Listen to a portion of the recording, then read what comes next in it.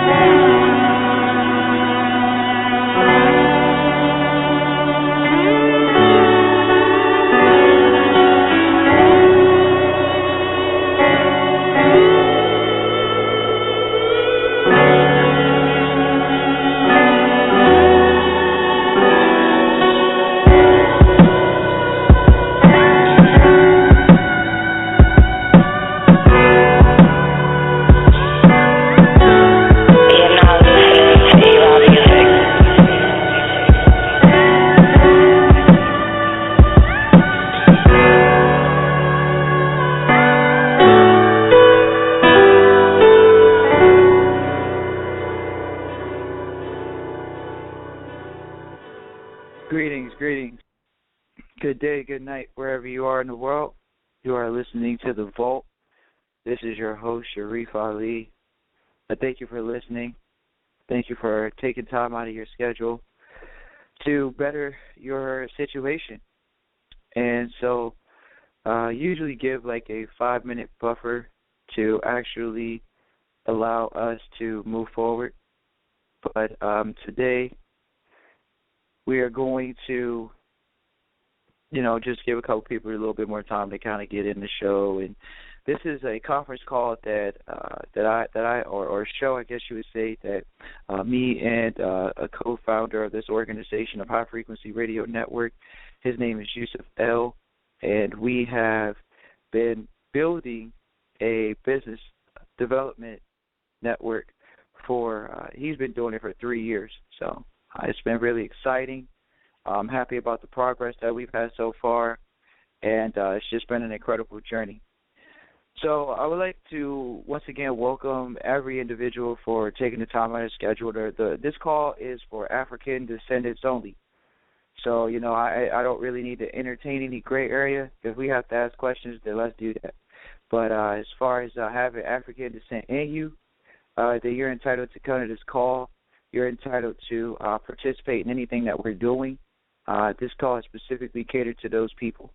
And so I am of African descent, and so by that being the case, I have made it a point to empower the group of people that we call our race, the group of people that we call our people. We have to get into this mindset of race empowerment, and not just in a way in which it's, I guess you would say, detrimental to other cultures or other races, but we need to get into that. So that's something that I'm really big on, and that's why we have this call every single week. So I just would like to take the time out of this segment to thank the mothers and fathers of civilization. Once again, the people of African descent have been labeled as the original people to the planet. So I think that we need to take our rightful place, and we need to continue to work on developing how to better ourselves in this system that's called capitalism. Okay, because we live in a capitalist society. I know that some people of African descent kind of have a little issue with that, and I don't know why they would have an issue with that, but we live in a capitalist society, and by that being the case, we have to play capitalism. And the way you play capitalism is becoming an entrepreneur. And so this show is geared towards, or this conference call is geared towards entrepreneurs coming together. And tonight's topic that we do, because we do this conference call weekly, so, any individual can come on and literally, ask me a question. If I have a guest, you can ask them a question, and we can go from there. So this conference call is geared towards our people getting better at business, okay, and relationships and then otherwise. So I just want to start out by, saying that the name of this episode is Family Equals Business. And people say, why are you involved in family and business this week? And I just see in our community right now, in the African descent community, that we need to have families that are running our businesses. And family is your business. Anything that you have a financial obligation to is your business. Am I right or wrong, people? If you call about your cable bill, that's your business. It's pertaining to your finances. So when people call and get upset and they say, well, I'm calling, upset because I need a quality service, obviously you should be calling that way. Our people should not be sitting here saying, well, let me just take it lightly. Anytime finance is involved, things should be taken seriously, but isn't something serious when your family's involved? When you say, oh, man, everybody messing with my family. So if there's no one's going to mess with your family deal, that's a big statement for our people. Because not only are we saying no one's going to mess with our family, they're also saying no one's going to mess with our business now. And that's good, because if anybody on this line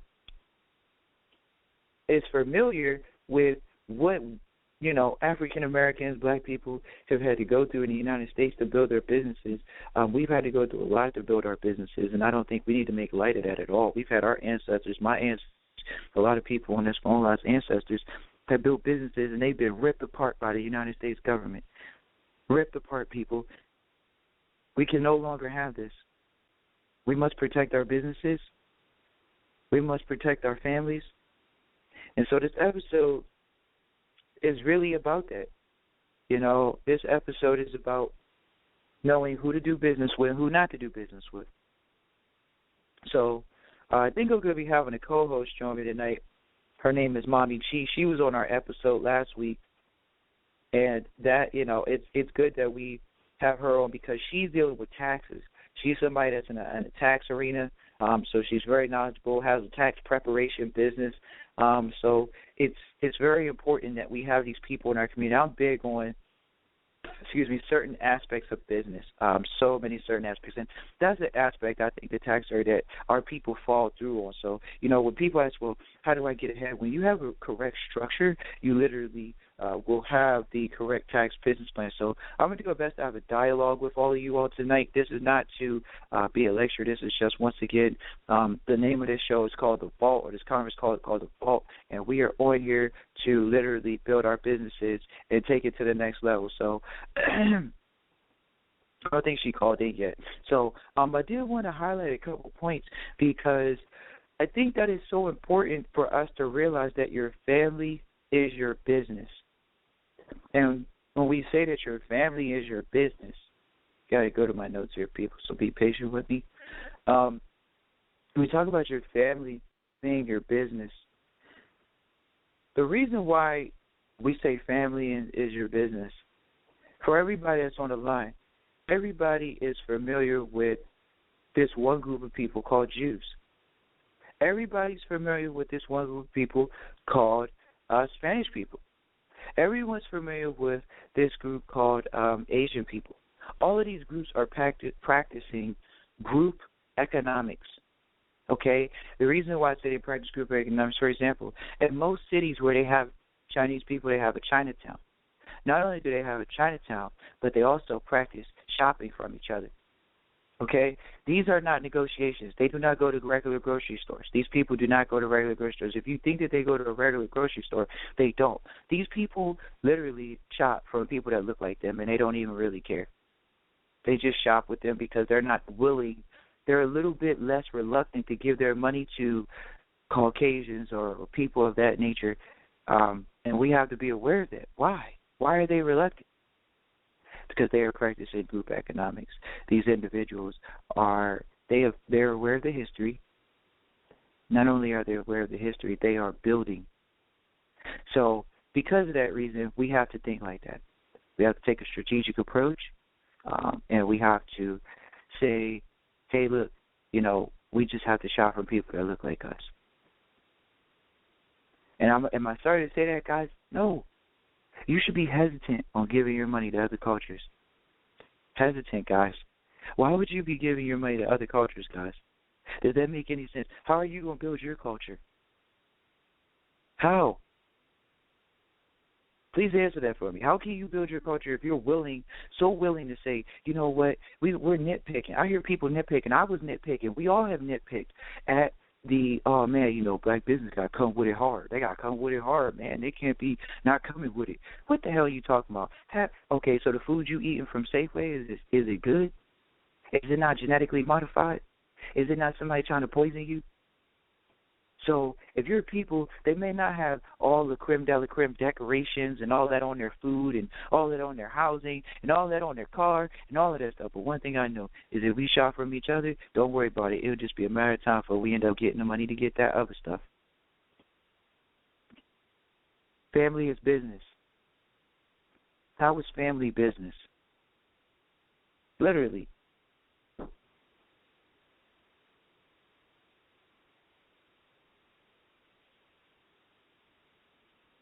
Excuse me, everyone. I'm literally, I guess you would say, looking for someone in the call. But we have a couple callers, and I don't mind. I'm starting to change the flow up on the show, so I don't really mind taking calls. So, right now, literally, we can discuss how principles. I'm better talking to a Q&A format than I am just dialogue. And I know we're only 15 minutes in, and I usually go like an hour. But it's just kind of pointless. I just think that, the principles that I want to share, I want to relate to you and your story and what is it that you're bringing to the table. Where are you in business? And let's see if we can connect. So we're just going to go straight to the phone line of 314-688. May I ask who's calling? Shalom. Peace, brother. What's going on? Shalom. How are you, brother? Hey, I was trying to find out what's your topic for tonight.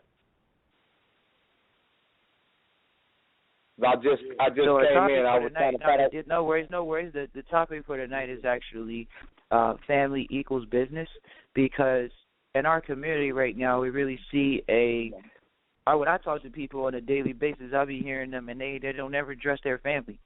They always talk about the business they're trying to start, and they're always trying to talk about the business that they're trying to start. But when you start any successful business, you have to have a team. You have to have other people that are involved.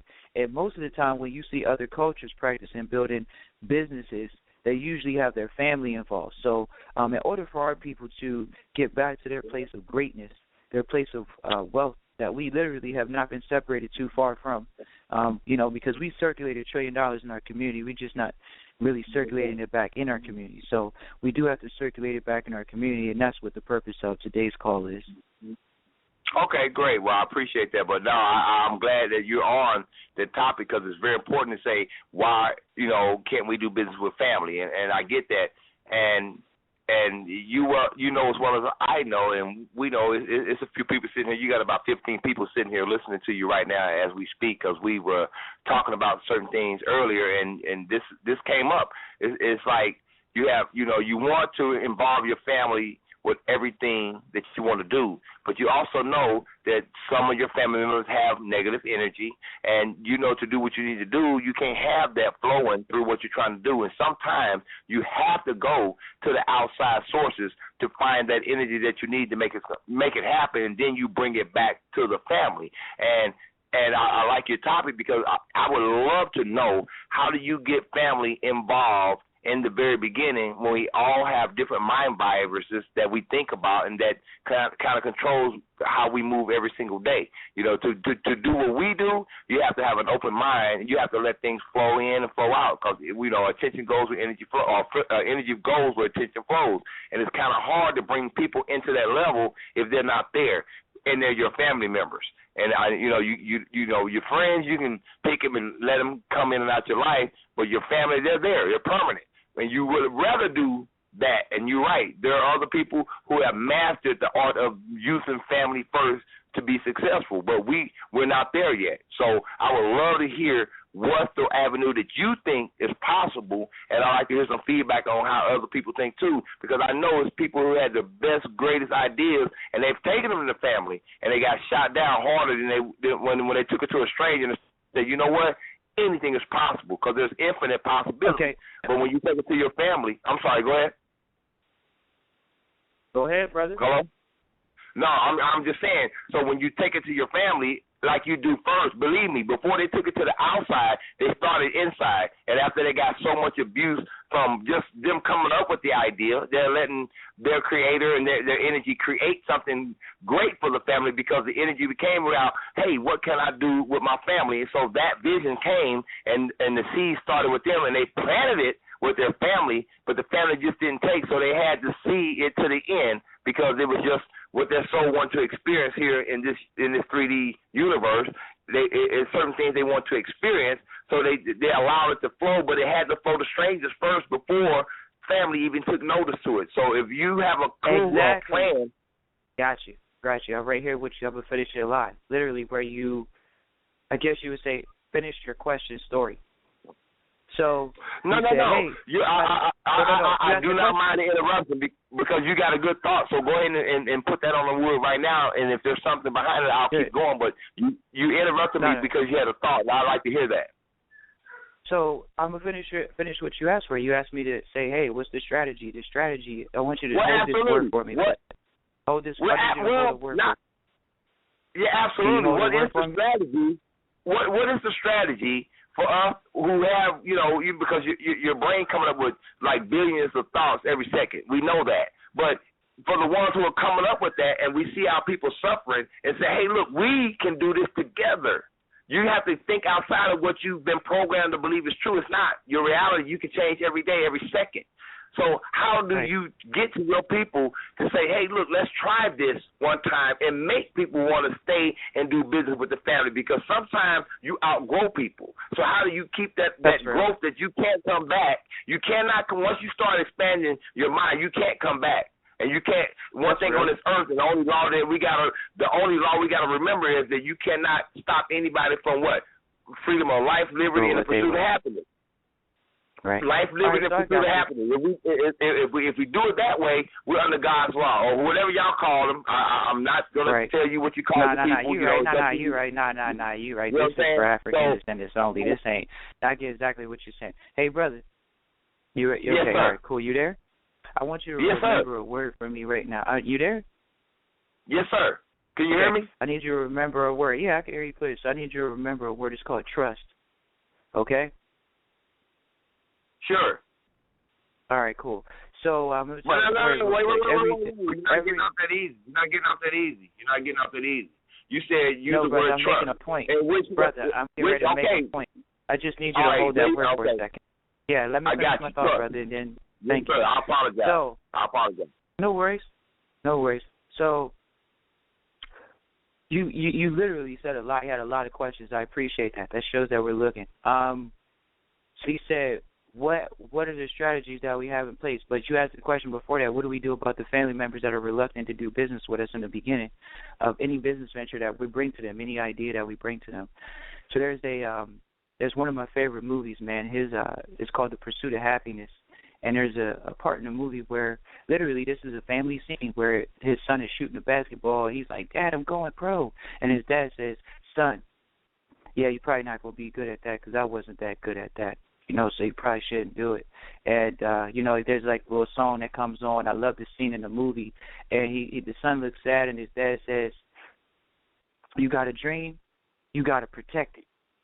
People can't do something themselves. They tell you can't do it. You want something? Go get it. Period.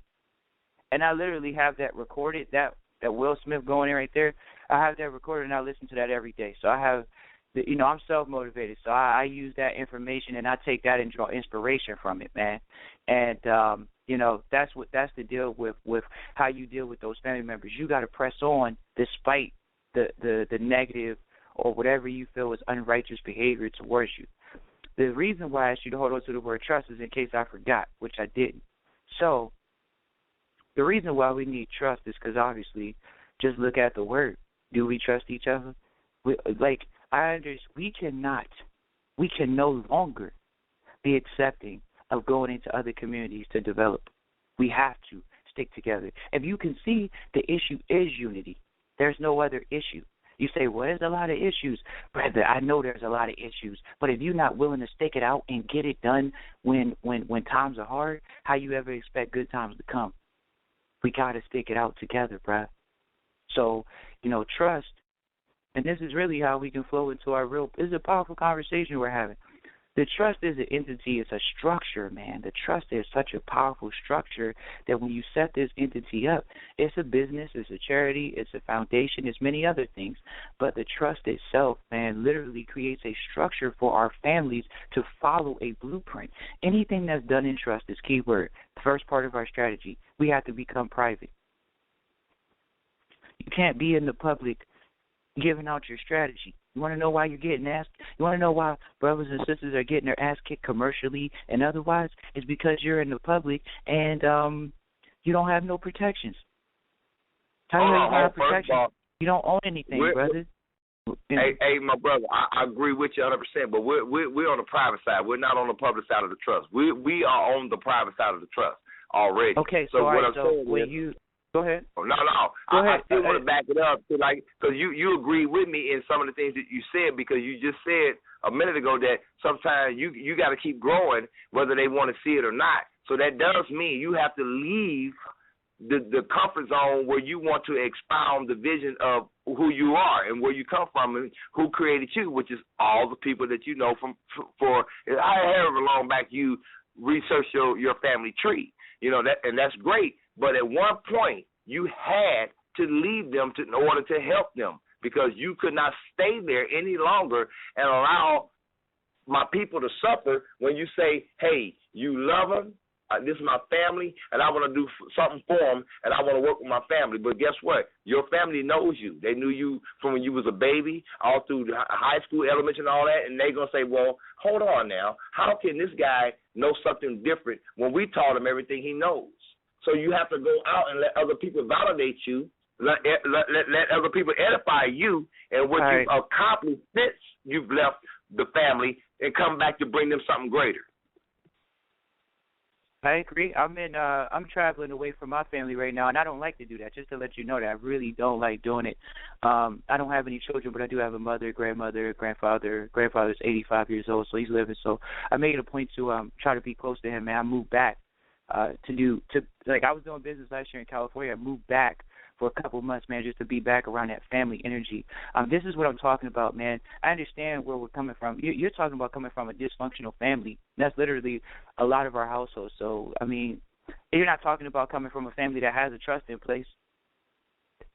You know what I mean? Like, if you had a trust in place that had those safeguards that say, which I really want to get into if you allow me, which is, okay, for example, when you have a trust in place, brother, you are putting family members in positions to manage the family trust, to keep managing the estate.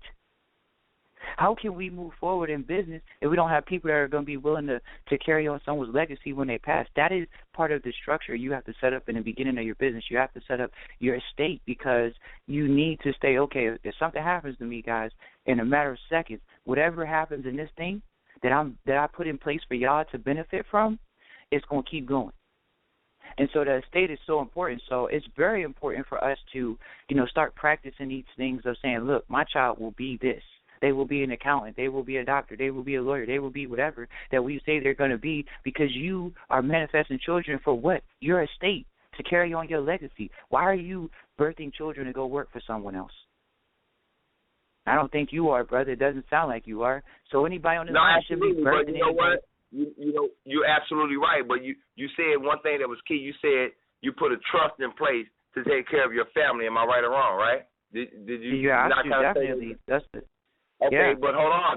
But before you can put a trust in place to take care of your family, you also got to let them know about the trust that was in place that they don't know nothing about. And that's where you're going to have. I ain't got to. Those were the worst conversations. Think about it. When you talk to those people, they be trying to hear that. When you talk to people about all this other information that you literally about to go into if you go there, people are not trying to hear that. People are not into anything. They into the government. Absolutely. They do not want to hear it. You're right. We got to set them up.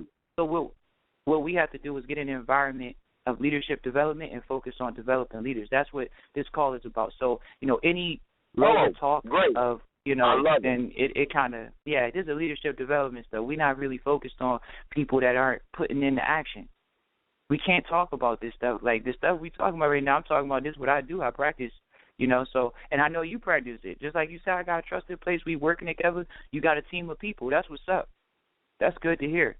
So, yeah, man, I'm going to see if there's some other callers, man. If you just want to mute yourself out, that would be cool. I'm not going to mute you out personally, but I'm just asking you to mute yourself out. If you have any background noise and if anybody has any questions or comments, then you can add to it because I appreciate what you asked. You said, how are we going to start? First thing is we got to get private, man. It can't be nobody sitting here saying, talk to me about your business ideas in the public. First of all, if you have anything that's of value, you need to protect it. So that means you need to have non-disclosure agreements in place. And that's the start.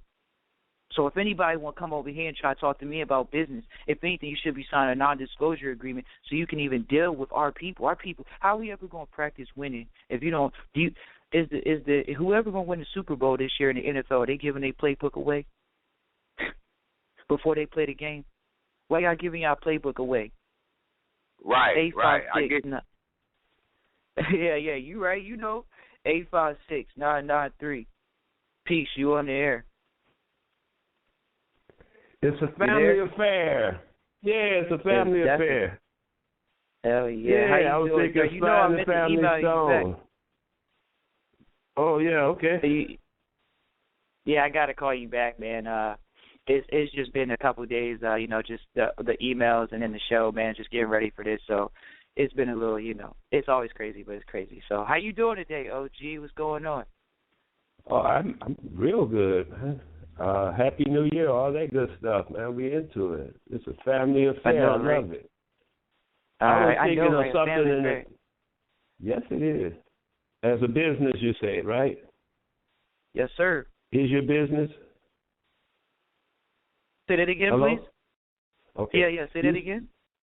Family is your business or family as a business? No, family equals business. Family equals business. I mean, these are individuals that you're building relationships with. I mean, how many people on the line have bad relationships with quote-unquote biological family members? You know what I mean? Like, a lot of people have bad relationships with people that they have family members with. But when it comes to us as a people, you are on the phone. We don't got the same mother, but we got the same. Pretty sure we have African descent. We got the same bloodlines flowing through us, and so by that being the case, we got to band together, man. Yeah, that family thing, it's so Western. It's the way it's practiced and the way it's looked at. So I didn't want to dwell on that part either too much. What I did have to say when you called in is this, that you say that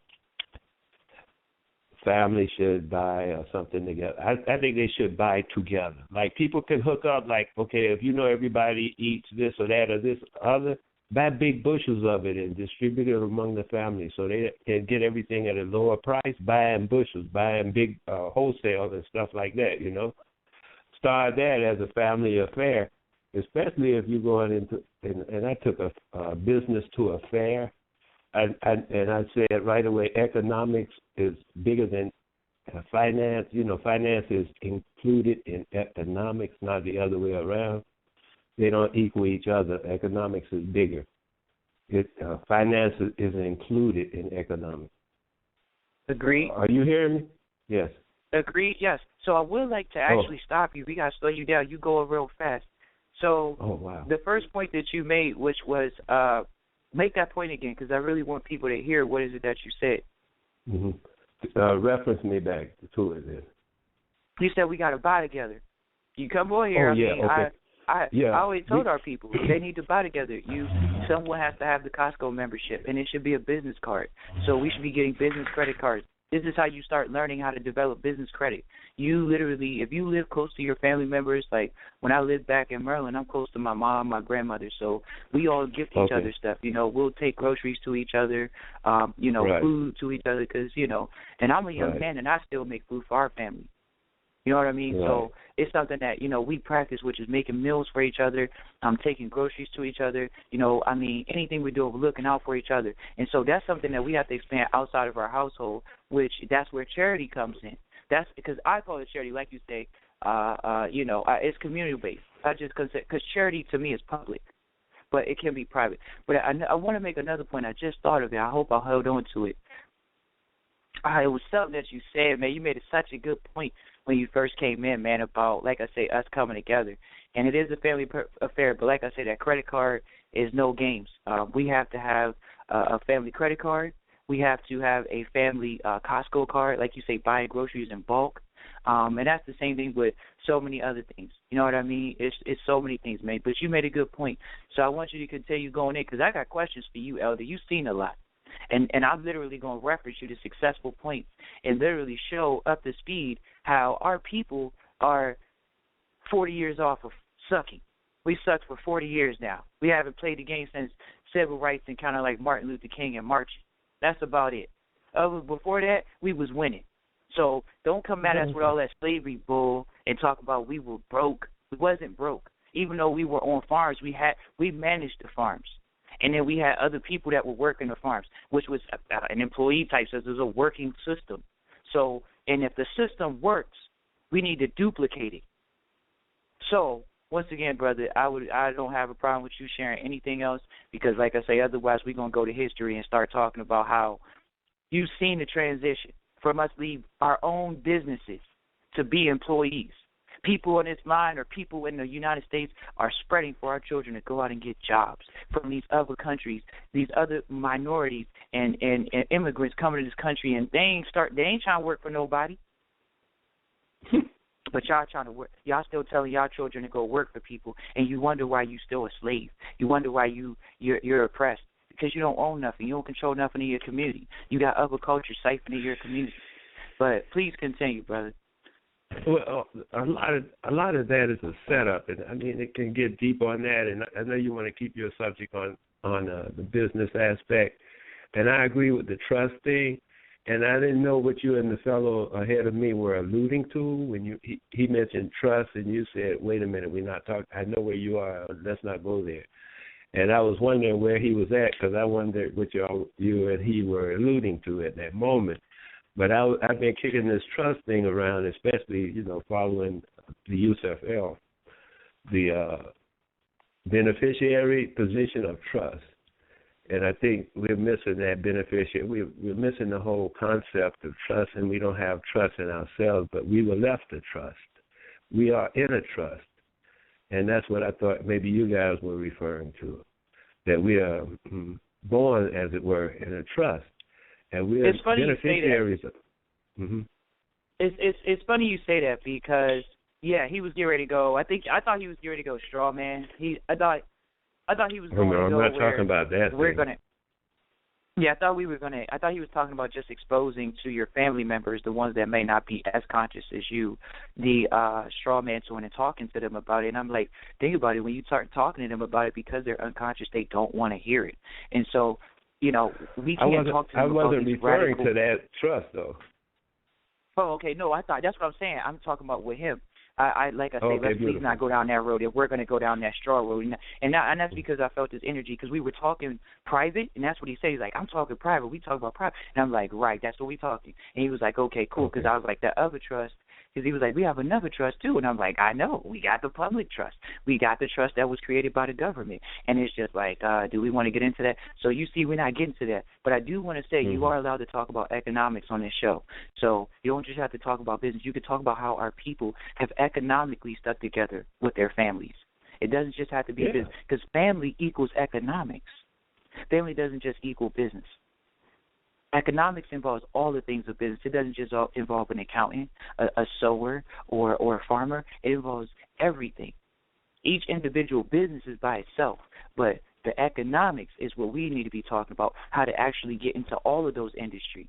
Why we don't want to be in a John Deere? Does that sound goofy? Why we can't have a brother minute. name Before you go specific like that, let's stick with economics here. Go ahead.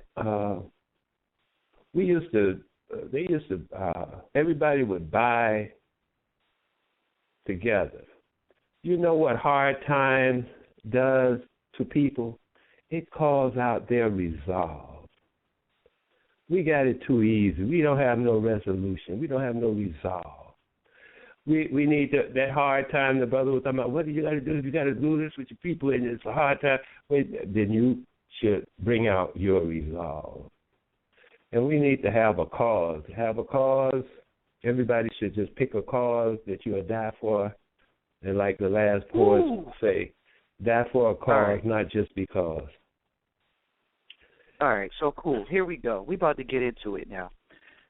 If you're not willing to die for your people, to live another day to prosper, then what else is there to say for you? We have to be willing to die to unite our people. I'm willing to die to unite our people.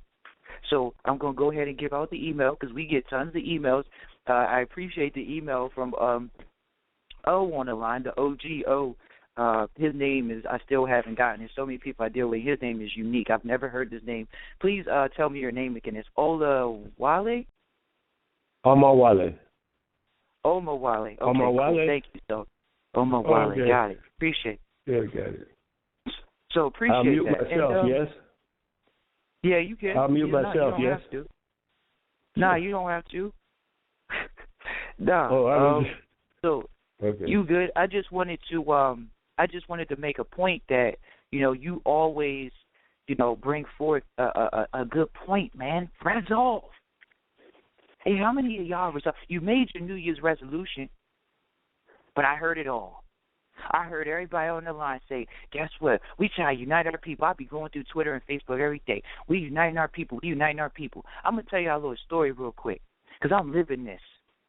So I just told some business partners, I said, look, stop sending me group texts of memes, of inspirational stuff. I don't need to see none of that. But the biggest thing they be sending these, in the conscious community, they have this back talk, this double talk. It's like Europeans, the system that they implemented with the belief system. They'll say one thing and then do another. I don't have time for that. So brothers and sisters be like, oh, these conscious Negroes ain't buying together. Well, what the fuck are you doing? What are you doing? You got the white man's cable, you got the white man's shoes on, you got the white man's clothes on, all of that shit, and you talking about, well, we supposed to be doing this, that. No, man, look. No. All right, how are we going to come together? HFRN.org. VLUAT@gmail.com. Private organization. The brother asked, how are we going to come together? We got to get private. You need to get into a private community where you're not going to be giving away trade secrets about what you guys are going to be doing and what you guys are going to be putting together. We already have that in place. So not only do we have that in place, once you have the privacy in place, because you got to have privacy in place, you got to have resolve. The resolve is to unite our people in the private. We're not uniting in the public. Let's look at the public operations that's going on out here. The only public uniting system I use right now is this network. This is uniting our people. It's all brothers and sisters on the line. We're listening to this call. We're looking to find out if there's something that we can get from one another to build, to grow financially this year. That's family.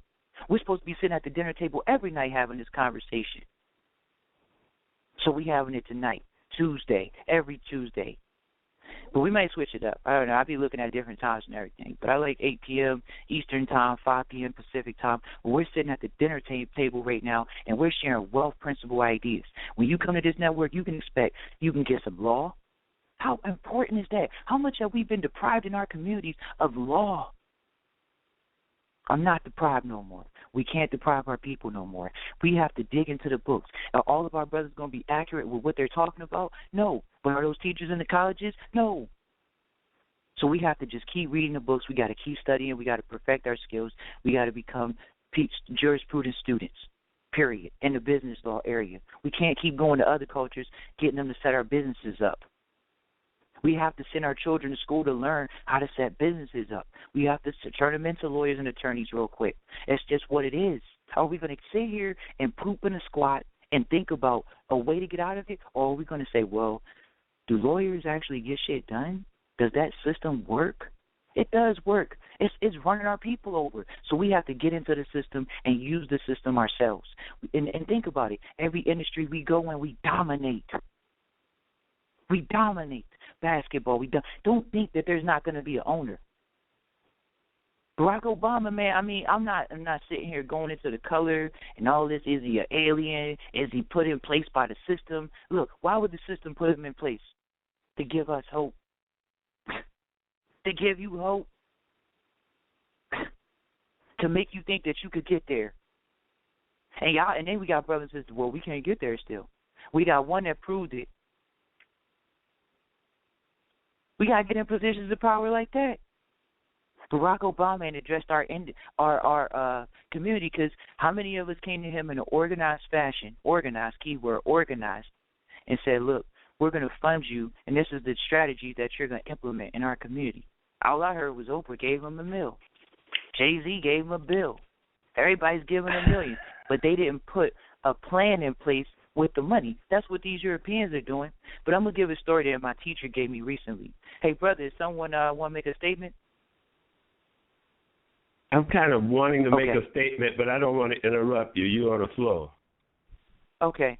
So my teacher, very successful man. Your voice mimics his voice, but his is a little bit more raspier. He kind of like got a little twang to his voice, but he's from Chicago. He told me he was sitting next to a gentleman named David Rockefeller. And he said one of the Rockefellers, him or Michael, is a good friend of his. And he said that when one of the brothers was running for president, because he was running for president within the past two or three, 4 elections, there was a Rockefeller that ran for, he was running in the city that they were in. And my teacher asked him, how is it that you've been able to maintain wealth? He said, I gave to my brother $1 million to his campaign. You're like, oh, man, everybody on the phone, I'm sure y'all think that sounds good. $1 million sounds good. It don't even matter. If he gave him $1, that was good. So he gave him $1 million. He asked the second question, though, to my teacher. He said, but how much you think I gave to the opposite party? Ooh. Yeah, I said, what the hell you mean? He gave to the opposite party? He actually gave to the opposite party? Yeah. So I hope you're catching this principle, Elder. I hope you know the principle I'm displaying here, because I'm demonstrating a principle in business that this is how literally politicians are bought out. He said, how much did you get to the opposite party? $1 million. He gave the opposite party an equal chance. So if one party wins, the opposite party wins against his brother. He already knows his brother gonna help him implement his strategy. But if the opposite party wins, he goes to the opposite party and says, "Hey, we contributed $1 million to your organization. This is what we need to have taken care of." Now, you think that other organization, if they won off of the strength of his $1 million, gonna tell him no? That's called a win-win situation. That's the first sub-law. That's a sub-law. The primary law is real simple. Be proactive. He didn't wait to lose. He put himself in a position to win. So the second principle would be that he created a win-win. But first he had to be in a position to win to create a win-win. First thing he had to do was be proactive. The second thing he had to do was think outside of himself and his brother and his emotions. Because our people are super emotional. I don't like our people talking bad about our people, but I know we definitely really emotional. Our people kind of haven't really seen distinguish and separate business from person. We're very emotional. There's nothing wrong with that. We just have to learn how to channel that energy. Okay. Hello. Let me interject right here while you're doing that, because I don't know if I could take that too much. But the thing I'm gonna look at like this with that emotional thing right away and make it useful, because everything is useful. Whatever you have, if it's emotion, if it's physical antics, whatever you got is a useful tool. It's a matter of using that tool usefully. Now, if we have that emotional thing, as you say, let's use it usefully. Let's not try to destroy it or abolish it. Let's use it usefully. Whatever we have naturally, we should seek to use it first to our advantage before we say, "Oh, let's get rid of that because it's not like this or like that or like other people." We are not. I strongly urge us not to use other people as an example to be ourselves. I don't see how that can work. So anyway, I'm just saying. You always come with the potent words, man, because you know how to say it. The COG, when I compare us to other people, I'm only comparing it. It's just tough because our people, we have to show examples of success. And I really want to get into, that's why I do research and I search people in history, our people, successful people, so I can use those examples and say, hey, go search this guy out and go look into this guy. So real quick, OG, I have a business partner, and she is a very successful business partner. She was actually on the show last week, and this is Mommy Chi. She has a tax preparation business, and I'm sure she would agree with the same exact point that you said, which is, hey, we can't use other people and other cultures as an example. So I'm not mad at that. I'm not mad that you made that point. Hey, Chi, are you live? Yeah, I'm here. Peace and love. How you doing? Peace and love. We have Omawale on the line. This is Mommy Chi, Omawale. Peace and love, brother. Yes, love. Chi, much love. Chi, go ahead, sir. Go ahead, sir. Okay. Well, yeah, Chi, share your thoughts on that business equals family, and that family equals business. Okay, so even just the title about it, family equals business, saying that within itself speaks volumes to me, because growing up, we grew up with a family business. Like, I didn't grow up, I guess, with the traditional what other people would have saw, like mom going to work every day, daddy going to work. Like, we literally turned one of the second floor of our house into like an office, and that's what it was, and that's how we grew up. I've been working in the office with them since I was like in the 6th grade. I was making appointments. Like, we had a credit card company, and I used to take the appointments. I was running credit. I knew all about, like, even now, like, it's funny because I have a financial company now, but I was doing all of that. Like, I knew about repos and how long it take, and, bankruptcies, all the different Chapter 7, Chapter 13. Like, I knew this stuff when I was, like, 12 years old, but the reason why I was able to learn it is because my family put value in it for me, and that was the way that we stimulated our finances in our family. Like, we work for ourselves, so consequently everything becomes useful. The children become useful. Like, my mom and my daddy found ways to make me useful to the family business. So family does equal business, and when you know how to tie them in, then you create value that I think is invaluable. Like, you can't really put a price tag on it because that's experience. But, yeah, that's what I want to say about that, though. Nah, you real. That's real, Chi. I appreciate you. I appreciate you. OG, is there anything you like to add? Yeah, like before the brother, he was talking about the energy, and you was talking about the energy, and I agree with him. Like, energy is something that, that we have. Energy is just, emotions. You was talking about emotions, but emotions is energy in motion. So it's no way we're going to get around the emotions that we carry, and I look at those things as it's a gift. Like, when you know how to master what you have, you use it when you need to. You use it how you need to. You use it the way you need to the degree you need to. So, I just wanted to say that about the energy. As well, we had a brother come on the line early, and he was talking about how, he was like, we should be doing private trust. He literally was just like that. And I was like, yeah, no, man. That's what we're going to be talking about. So if you could share your thoughts on privacy coming together, unifying and private trust, could you talk about how that has tied into your family personally, since I know that you are practicing that? Okay, so, I don't like talking about too much that I ain't all the way in a brush with, but what I will know, I know about the privacy part of doing your trust is, I heard another brother speak on the phone, and he had made a comment like, we don't have trust within ourselves. Well, I think that's like really one of the first principles. Even if you understand every aspect about how to put together trust, how it works, if you don't have that trust within yourself, you still going to miss the key principles of operating and building the trust, even with your family. And our family is our core. That's where it starts. So you certainly have to make sure you have that foundational trust with those that you want to entrust your future, like you building your legacy. Now, I think it's very important, and the fact is that in our communities, we were not taught the value of looking at and seeing why we should build a trust. Why is the trust important for, like, the livelihood of our family, like to keep the wealth going, to keep it flowing.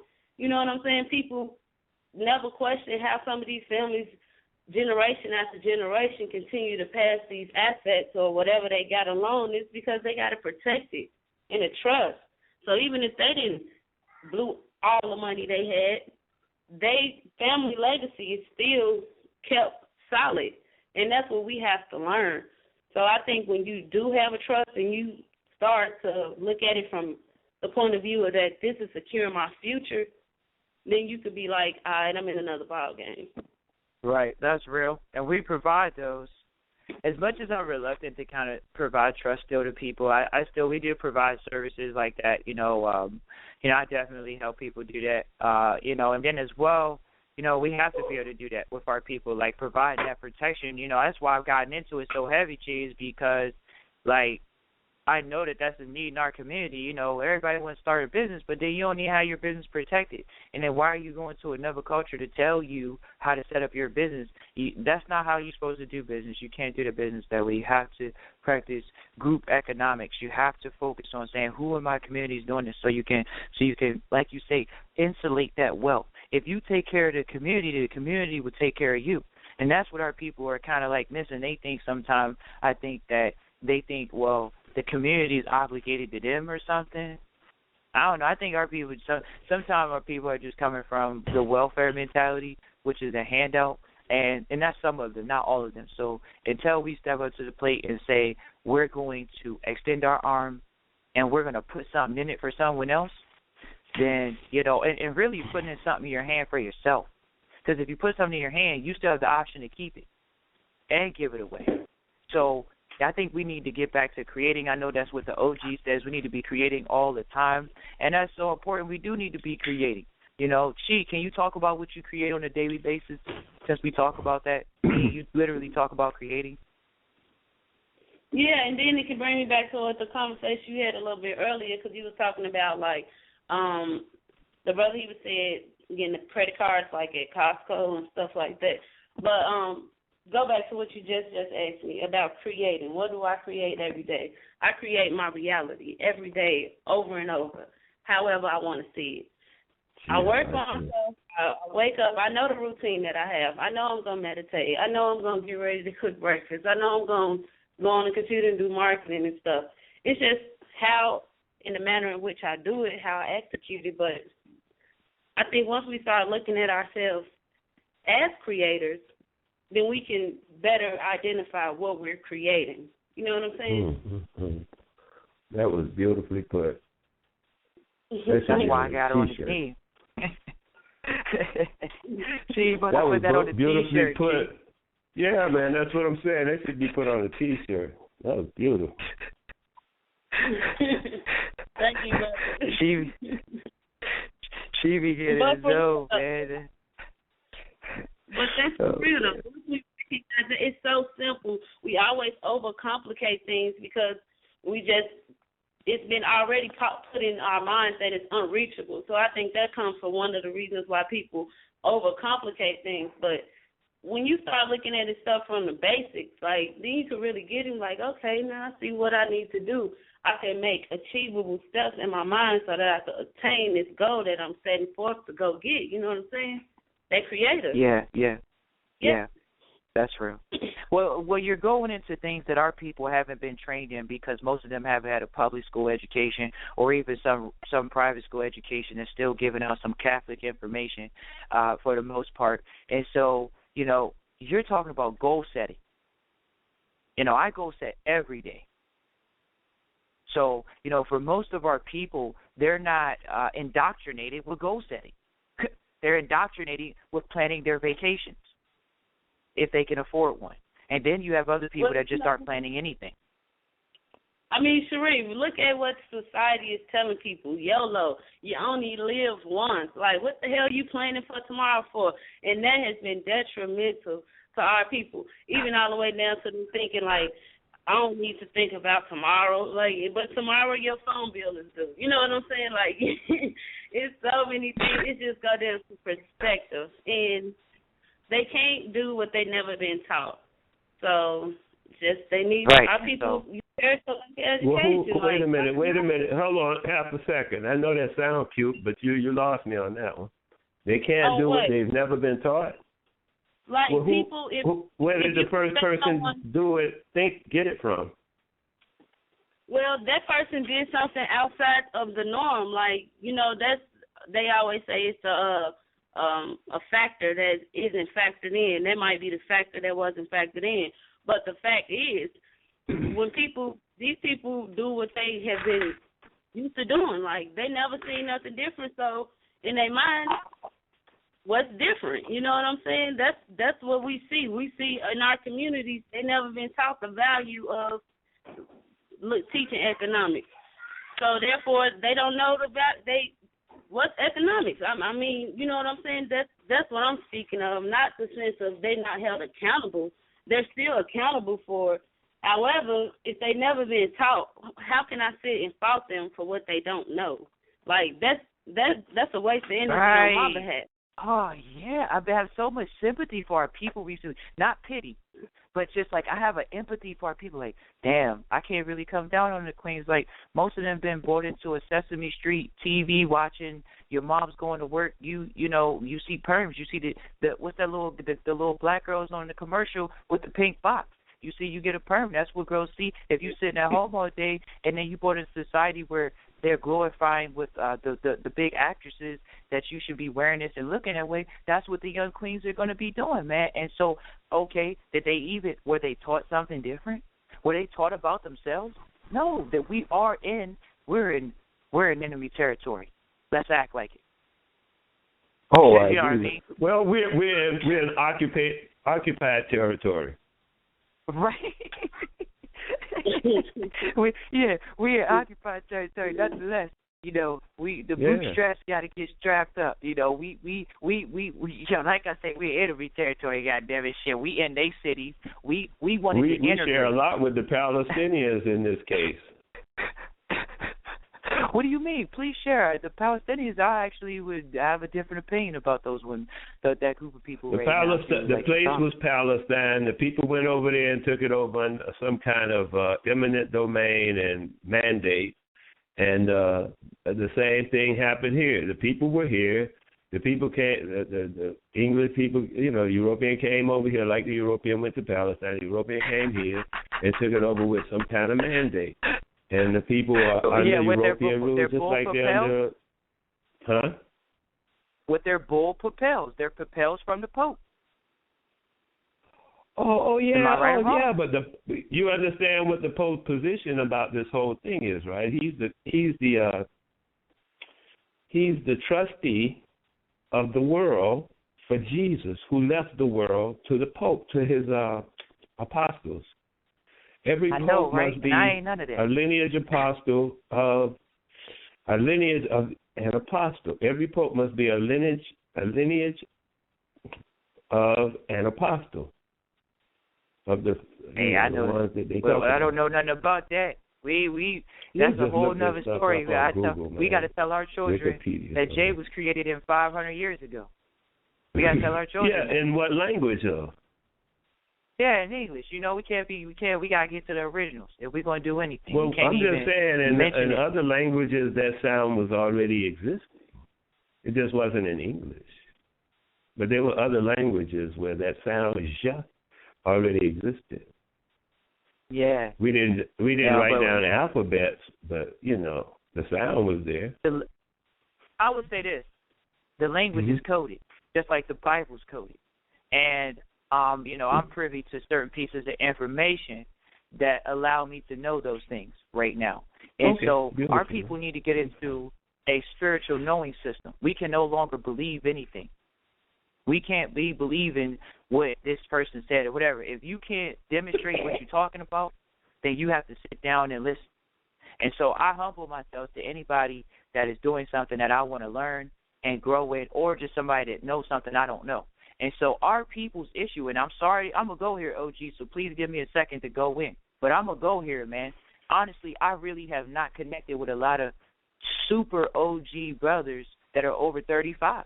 A lot of older brothers are egotistical, man. These brothers, you know what's funny is one of the OGs that I have connected with, he said he doesn't really connect with a lot of them because they come from that pimp era. And I was like, damn, that's sad. He was like, yeah, they so used to having women do stuff for him, and just like, damn, that was rampant in the community then? Was young brothers was literally being pimps and doing drugs and stuff? He's like, yeah, man, so a lot of them come from slick talking and all that. He's like, I don't really build a lot of them either. And I'm like, wow. But see, our people, they egotistical because the elders, they need to humble themselves and say, I need to give this information away to the youth as fast as possible, because as soon as I arm them young boys with the energy, them young girls with the energy, they going to go out there and put in that work. We aggressive. We hungry. We ready to die for this. And the old heads ain't ready to die no more. And I'm not saying that they not, but just look at the results. The young people are willing to put in action and take that risk. They're willing to go to jail if they have to. The old heads sit back telling my son, man, I don't know, man. I don't know. They talking that shit. And then, like I say, if they not, then they not coming together. See, that's how you know you egotistical, when you can't unify something. Because everything in the universe is unifying. Everything's unifying. It's always going towards a better day. You should be having a better day than you did yesterday. So it's always unifying to a better day. So for our community to not come together at this point, it shows that people's egos are in the way, that they don't want to come together. Because if you really want to come together, you'll find a common goal, unity. And what can we start unifying? We can unify our money. We can unify our emotions. We can unify our spiritual actions. How the hell we unify and we got 10 different denominations running through our community? You got Protestant, you got Catholic, you got Christian, you got Muslim, you got Hebrew, you got all these damn things, and ain't none of them coming together. All of them is about saying that the other person don't have the right message, or they trying to say that they got the perfect message. Come on, man. I'm not saying I got the perfect message, but I know unity is the perfect message. Is unity the perfect theme? So if unity is the perfect theme, y'all can hit us up at hfrn.vault@gmail.com and really get, coming together in the private sector. We're coming together in the private sector. You going to stay in the public sector? You'll keep getting public information? That's cool. Fine by me. I just tell everybody, OG, I tell everybody, HC, I tell everybody, we got a lot of Indians running around, but a chief leads. We got a lot of Indians running around, though. It's a lot of Indians. And everybody's talking about we need more Indians and not chiefs. No, we need leaders to step up right now. We need people to step up and say, I'm about, go ahead, G.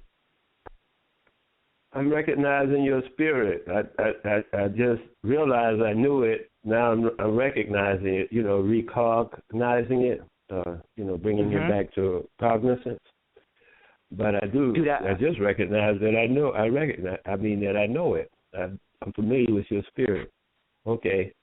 You know what's funny is that you're talking about the spiritual side, and the next show is going to be about that. We're going to talk about spirituality equals business. We can't keep ducking and dodging this. And I had an OG tell me that earlier. He was like, yeah, it's the opposite side of the coin, so I'm not going to give up too much. I usually don't give up the episodes, but we have to just go straight into it because I ain't going to sit here and duck and dodge it because I don't really like interjecting spirituality in the business. But then he told me, he was like, think about it. That's why we say this is business, this ain't personal. So we be like, oh, yeah, this business, this ain't spiritual. Nah, business is a spiritual practice. You're a spirit before you're ever a business anything. Am I right or wrong?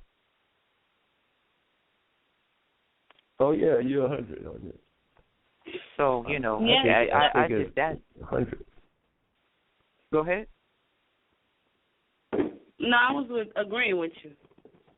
Yeah, I was just saying, we got to get into these practices. So, we going in next week talking about that. But this week, we're going to talk about the family aspect. We have to hunker down. And so, she has children. I think once you start having children, you start really getting into the family business aspect. Whereas I've been ushered in. I have to do because I've had situations. My mom's a widow. Let's just say that. Because my mom's a widow, I have to step up to the plate as a son of hers. So, that's kind of how I have to operate. And any other young brothers out here that or young sisters that their mom is a widow, that's a valuable position in the community. We have to take care of our widows.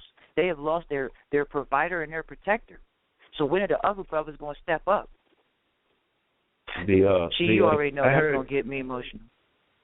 I heard she give up an example about her initiation into business through her family business. And as a family, I noticed as a youth, I noticed my mother, I was in that kind of situation when I mostly noticed things, would hook up with maybe several of the women in the neighborhood. I'm talking about 3 blocks, about 12 houses, 24 houses on each block, 12 on each side. And she would hook up with about 7 different women. And they would hook up and shop. One would have a car or something like that. That's why I said adversity breeds resolve. Because only one would have a car, maybe 2 of them. They didn't all have cars at that time, to get around and get stuff. And they would all, maybe 2 or 3 of them would go with all the money, get all the stuff in bulk. They'd go to where it's picked by the pickers or the growers or whatever you have to do to get a deal. Get a deal, bring it back. They'd share it all up. And then they go about their business as far as their family household, but they kept in touch. They were friendly friends with one another. But that's how they did it. They weren't even in the same families. They just were in the same mental frame of mind that they were all doing this thing, and if they get together and do it, they can lessen the financial burden on them all as well as the transportation burden on them all. So that's one of the examples that I saw of family, I call it still family, working together and doing business together. People say buy from black, and that's the theme or kind of thing, buy black or something like that. The thing I say is buy with each other, not necessarily from each other. Buy with each other. You know what I mean? Also, I'm not saying one versus the other. I'm saying also buy with each other. Yeah, that's what's up, brother. And that's a great example of business and family. And I think many times people overlook that your friends is your form of creating family. You know what I'm saying? These are the people who we chose to allow their energy to intertwine with ours, and, you know, they become close and important parts of our lives. So I still think, I look at my friends as my extended family, because sometimes you could call your friends and they can understand and they'll do what they need to do for you before somebody with the same blood. And it's not that that family member don't want to do it, but it's just that you done created such a strong relationship with this friend. You know, y'all are family. So thank you for sharing that. That's what's up, because I'm also looking to group some sisters together, and I got like a few of us. And we do the same thing, like we homeschool our children together. And we doing different activities. And what we're doing this year differently is that we're going to put the children in different programs, and we're going to do like group programs together, like Spanish and karate and little different stuff like that. And that's going to help bring the price down. So that's what's up. Thank you for sharing it.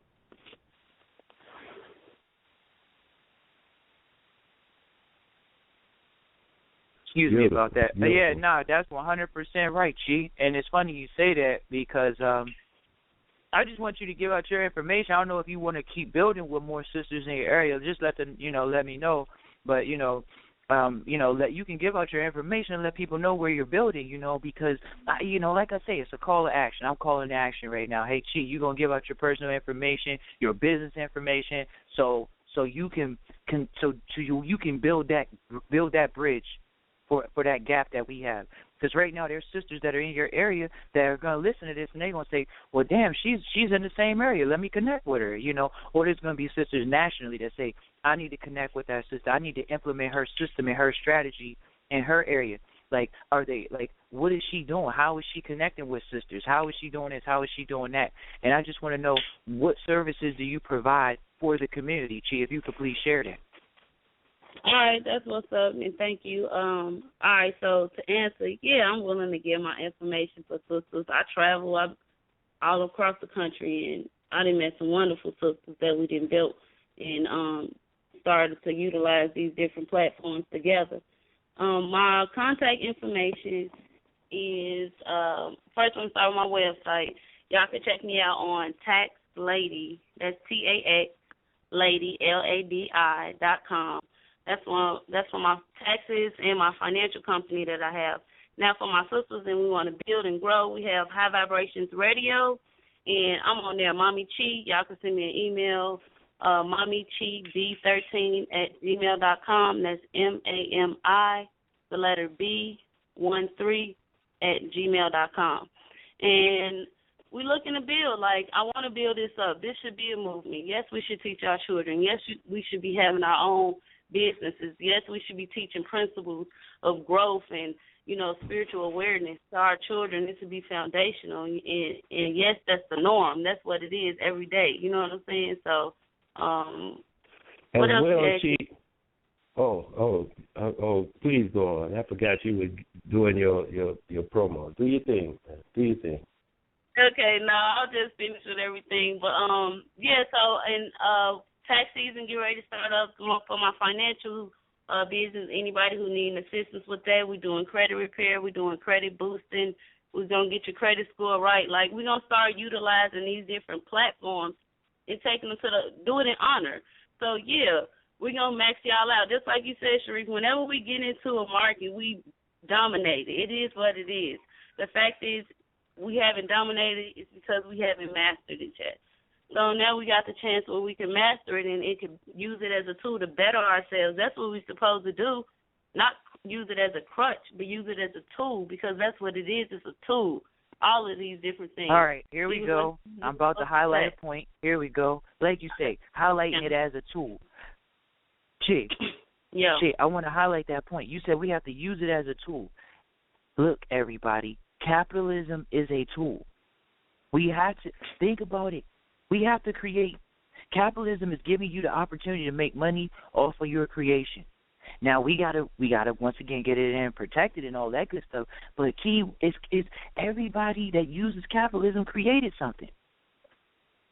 I'm just being real, guys. I'm not talking about the slavery aspect. There is some of the indentured servitude and all that. You want to work stuff and all that. I understand that. I'm not trying to go there.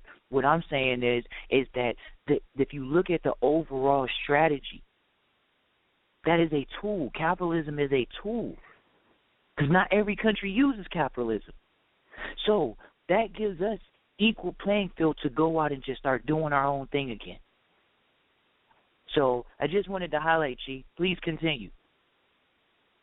I mean, I'm all for doing my own thing because that was what motivated me in the first place to even start doing finances, because I'm like, it's another way. How is it that these one particular group of people is dominating, something that pretty much everything is on? Like if you use your credit card, then yeah, you are indulging in some form of finance, and then it's electronic. So, but you're not aware of the complexities, but yet how, simple it is at the same time. And that's what motivated me. And it's like we could use the same thing. And I work in finances. I done stuff where I literally, for the same exact product, I did a black, so-called black, Mexican, and a white man, right? It was funny. Everybody all got different limits on their card, except for he got like double the amount of everybody. And I'm like, damn. But, you just know that they had a system set up certain ways, and you just got to know how to move. It's just like everything, like I said. Hold on. You didn't give a lot of detail there. What you talking about? What happened with the three men? I'm just saying, okay, so we was applying for three different type of, for the same exact credit card, lines of credit, and everybody was it's all based off of, everybody's going to be approved, and the amounts ranging from $500 to like $1,500. Well, all of the people, the ethnic people, they all got the very baseline, no matter even if it was like a prestigious area. And this, just regular, nothing even special, but the ethnicity, excuse me, he got 1,000, like his like 1,000 more than everybody else. So, I mean, just know that it's already set up in a different way. That's why you have to know how to maneuver it. You have to know how to use it. Use it as a tool. It's not meant for us to only use these things alone. I think that's what's been the mistake in the past, thinking we're going to use this one avenue. We have to use all of the avenues. We have to use all of the tools when they're supposed to be used. You know what I'm saying? Right. And when you know how to, like a machine, if you know how to play a saxophone or something, when you know how to play that saxophone, you can move anybody. But you can have it and you don't know how to play it, but that don't mean you know how to, really play it. Like, yeah, I have a saxophone, but do you know how to play it, though? So that's kind of like what it is. You got a credit card, but do you know how to use that credit card? Are you using that credit card to the max? Do you have your children on there with you? Do you have your wife, your brother? Everybody could be getting that positive credit history, and it's not hurting you. It's not going to affect you. But these are the things that, that's family business. Yeah, we got the card. Right. Everybody thank you. Way to go there, Chief. Thank you. The whole credit card situation with the adding people to your accounts, that's unity. Just saying, hey, look, I'll add you to my account. How's that hurting you, adding someone to your account as a user, as an authorized user? Come on now, guys. People don't even know. And it's a business that's utilizing. This is what we got. It's a tool. It's a matter of trust. Yeah. It's always a matter of trust. It is. And that's why I think the ancient study. Go ahead. I think the ancient definition or the ancient understanding of the word trust means bundled together. I'm pretty sure that's the old definition of trust. That's what's up. I think that's what it means. Like, they say old English and all that kind of what? About the words and whatnot. Right. I think that's the old definition. These are the old English. You looked it up? You looked it up? No, I ain't looked it up. I mean, I'm going to go look it up. I'm not later able to get to that. Yeah, I'm not able to get to Wikipedia from here.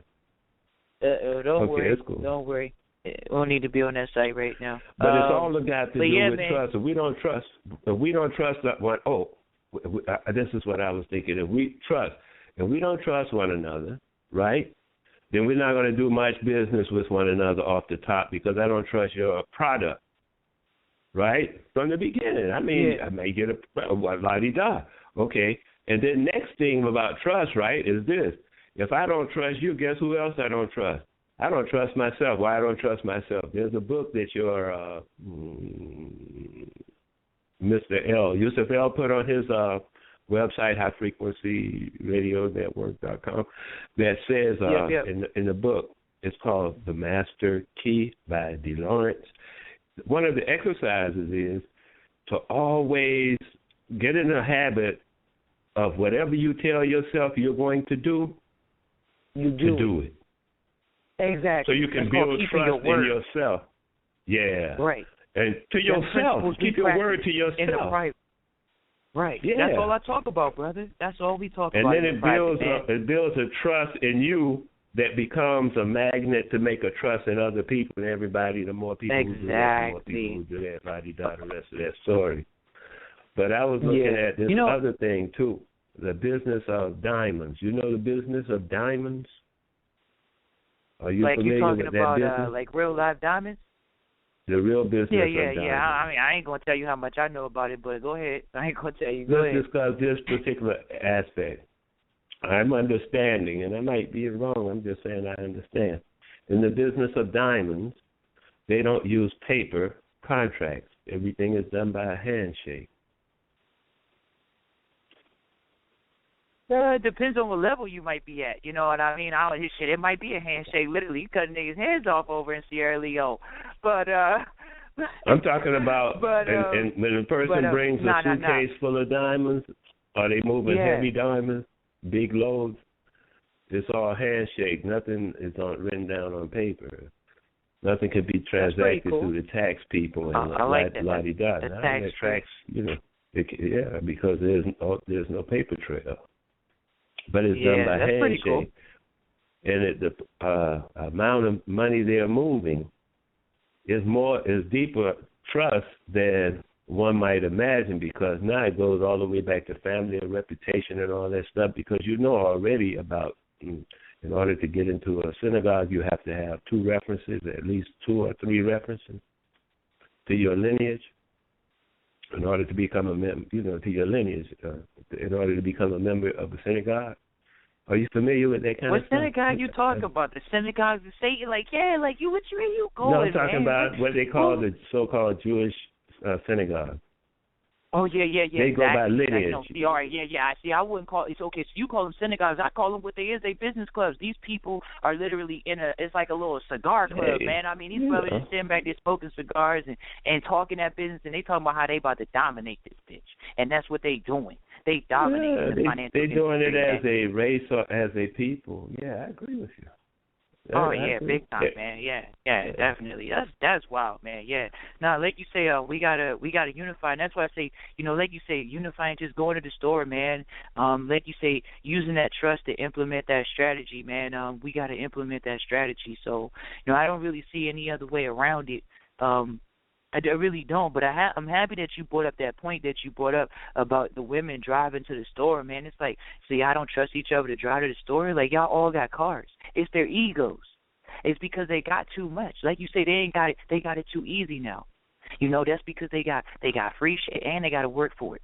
So they got the handout with the work hard, and that means you ain't working hard. That means you half-ass. You see what I mean? You half-ass because you ain't taking full responsibility for your creativity and your financial future. So, we got to be creative. You shouldn't have to ask any other man for a price for hourly wage. What's crazy right now? I got both of y'all on the line. I know both of y'all would agree with me that profits are better than wages, and I've literally been listening to that every single day. And look how many people we come in contact with in the world, not just our community, but in the world, that literally they're so focused on getting a wage. They need an hourly wage, otherwise they don't feel that they're going to make it.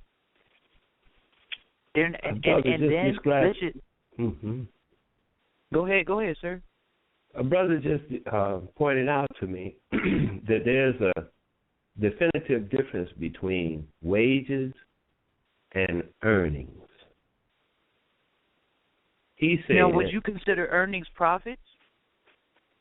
I would consider earnings profit in that sense, yes.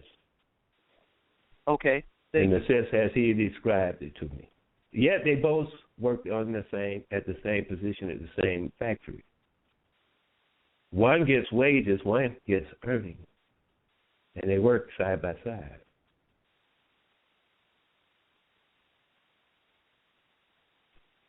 But as you say profit, I see your angle, and I agree that earnings is relative to profit. Like this, two guys at the factory working side by side, right? One guy is working so he can send his wife, the kids, buy the house and all that stuff, and you know the rest of that story. He got this little, yippee-doo, what they call it, sell you down the stream, American dream going on, right? The next guy, though, is working at the same, beside him, right? He's working at the same gig, right? And his thing is, when I get enough money, I'm going to go and get this thing over here, this boat or something, and I'm going to take off. I'm going to buy me a helicopter and fly around and do helicopter rides or something. You know, he going to do something when he gets his earnings, you know what I mean? So now check him out, because this wonderful lady on the cheat, she might understand what I'm saying here, too. The guy that's getting wages means they're going to take out your taxes, they're going to take out the ICA, this, all this insurance crapola, right? With your W-2 form and all that stuff, right? That's wages. Earnings is pay me my money, I'll pay my own taxes, thank you very much. If I want to insure it myself with all this other crapola, I'll do it myself.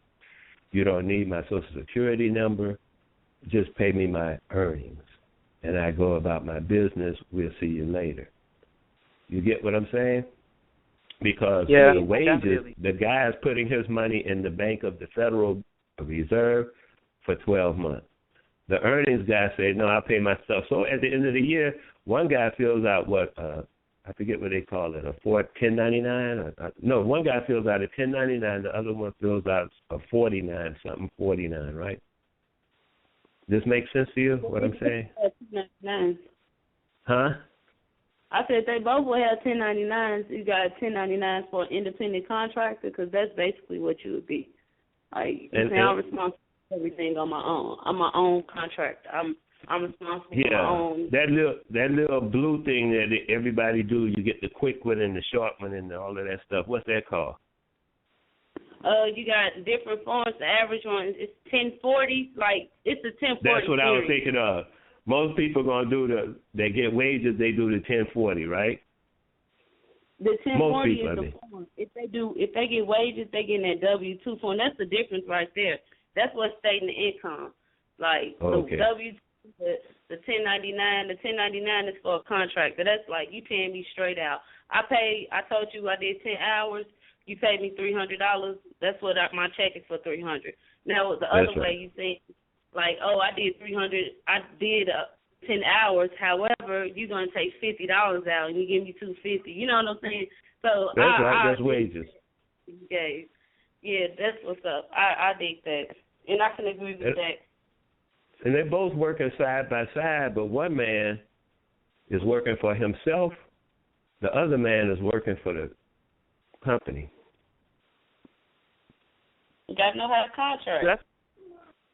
So you got to know how to contract. And so my whole question is, we need to get rid of saying it's my Social Security number. If you read the card, it's not yours. And second of all, why do you have Social Security? What are you trying to be secure from?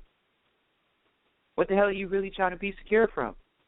People can't say, our people don't ever come to me and say, yo, you can't open up a bank account without a Social Security number. You can't do this without a Social Security number. That's a bunch of bull that you've been sold. And there's nothing illegal about not having it. Well, you know, they strong on you. Huh? Say it again, brother. No, I'm asking you to say whatever you said. I missed it. Oh, me or Sharif? Because I was trying to. Yeah, I was saying they strong arm you in these. They strong arm people in these places. You know, listen. If you. Okay. I'm trying to get this over quickly. The art of persuasion, right? The art of persuasion. The art of persuasion says if you suggest to a person that they should do something in a persuasive manner, almost 50% of the people will do it just because you suggested it. And then when you get deep into it, you can get up your persuasion antics up to 80 and 90%. You know, if you get deep into it. Agreed. I agree. So I'm saying I read that book. I call that, you know, elbowing people. They elbow people all the time. And we want your Social Security. Fill that out right here. Oh, you didn't fill out your Social Security. You know, they just, you know, they elbow people, and a lot of people are not strong on their knowledge of how to deal in the public. Key. Knowledge is key. That's why you come to this platform. A lot of people come to High Frequency Radio. They come to the Vault. They're looking to just hear some positive information. They're looking to hear new things that they haven't heard before. And I don't know what they're looking for. They're coming because someone told them whatever. They come to this platform to get some information. But once you start getting free information, once you come, you're going to hit a wall. Everyone's going to hit a wall. I'm letting all of you know you will hit a wall because you're going to be faced, because this information is all about unity. It's all about family. It's all about business. When you start coming into positive information, that's what you're going to get. Like Chief say, we haven't put value on economics. They put value on Drake battling Meek Mill. That's what they're putting on the airways for you to talk about for 15 or 20 minutes or an hour out of your day. So you're either going to talk about or listen to people talking about some positive information about your people coming together, because this is your people. This isn't no everybody idea. This is your people. You're going to hit a wall because you're going to find out that you got to come together in the private. You can no longer be in the public. And if you're in the public, you have to have a business like Chi. Like, I don't really have public business right now. I'm not advertising that business. So, you know, I don't advertise public businesses to anybody. But my private stuff, oh, yeah, I need more people in the private with me. I'm in the private mode right now. We need more people in the private doing business with us. I'm sick of this. We're calling to action. I'm not even calling it 2016. It's just calling to action. What we gonna go another year? It's gonna be 2017 next year, and then guess what year it's gonna be after that? 2018, and then guess what year it's gonna be after that? 2000. I don't care what year it is. We coming together right now. So that's why I give out the email. My brother suggested to me that we consider a certain concept, and that concept is the thing we're waiting on has already come and left. Whether you're waiting on the revolution or you're waiting on Jesus, the Messiah, the El Mahdi, or whatever you're waiting on, the angel of death, whatever you're waiting on, you know, everybody's got this revelations type concept going on in their concept abilities.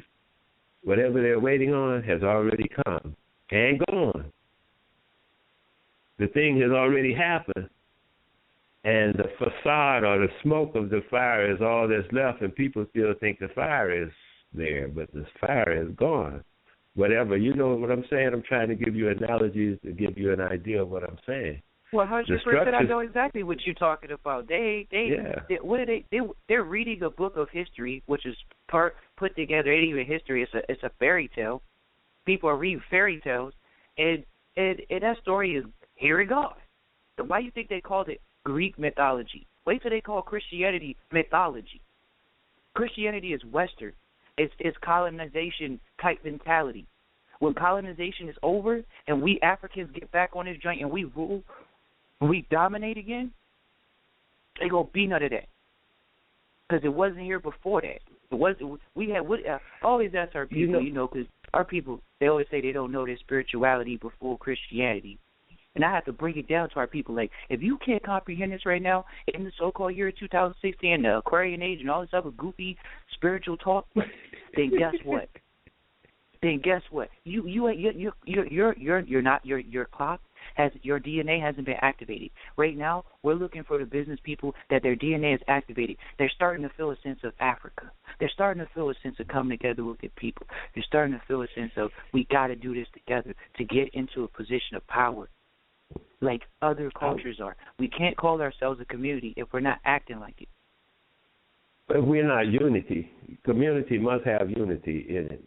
In order to be community, we must have the word unity must be involved. So if there's no unity, there's no community.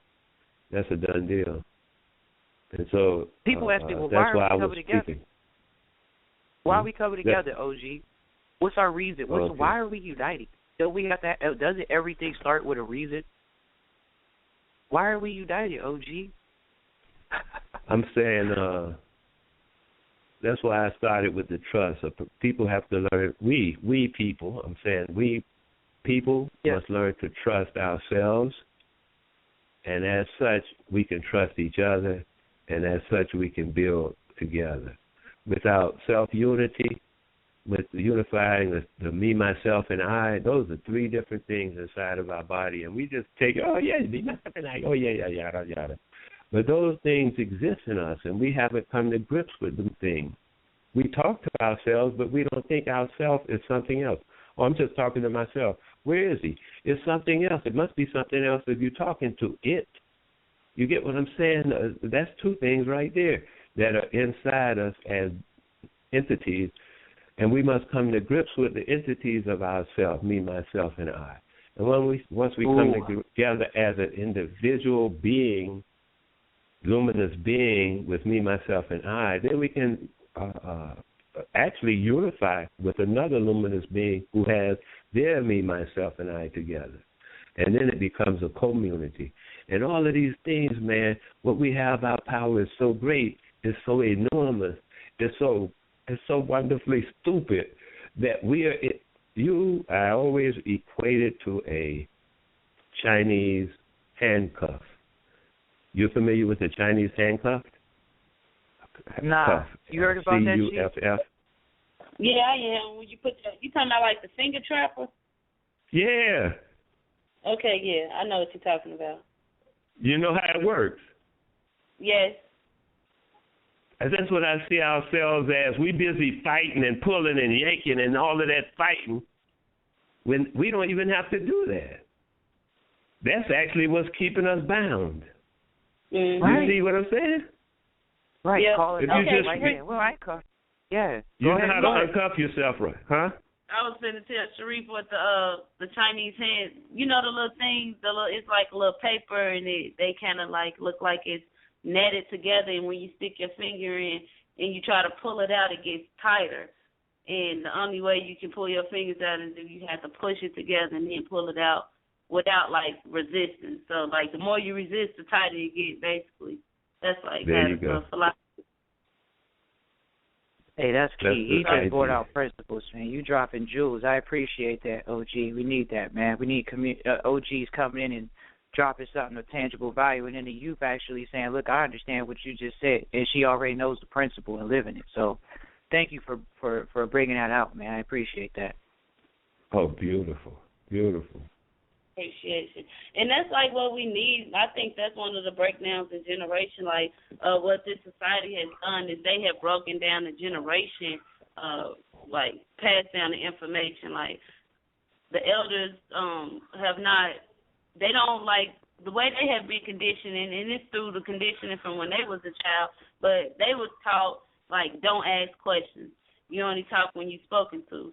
So consequently, they're doing the same thing with the information. But what's the difference in the breakdown is the next generation is not sure what questions to ask. So if they're not in a setting with the elders to ask the questions, they don't ever get asked. Like, so you literally got to be in the same setting with elders. Mm-hmm. And then you see conversations like this so you can bridge some of those generational gaps. Like, you know what I'm saying? Because that's what's needed. Like, the breakdown in communication is so many things can be brought to the light and kind of clearer by just communicating. You know what I'm saying? Yes, indeed. Yes, indeed. That's real. And that's why, I appreciate when we have OGs come in. Omar Wale actually reached out to us, G. So, we're definitely going to connect with an OG in the private, because we do focus on that. As it stands right now, we just are using the media platform to actually help our people, and give them the basic fruit, so they can move forward in their evolution, because trust is one of the most powerful things, guys. I'm sure you all know that. Business trusts are just the incredible entity of protecting and passing on wealth. I mean, it's just incredible. So, once we come across that information, now we're executing it, and we're seeing, okay, wow, we're going to be the first generation that's got back on this trust knowledge, because our prior generations had, We just have abandoned these things. We've let our institutes fall apart. We've let these HBCUs that have been created by endowments, by our people, we've let them fall apart. And the money, we needed more money. You got to remember, inflation, guys. It can't keep using the same money that was there from the beginning. We got to have new people go in and give back. That's the issue.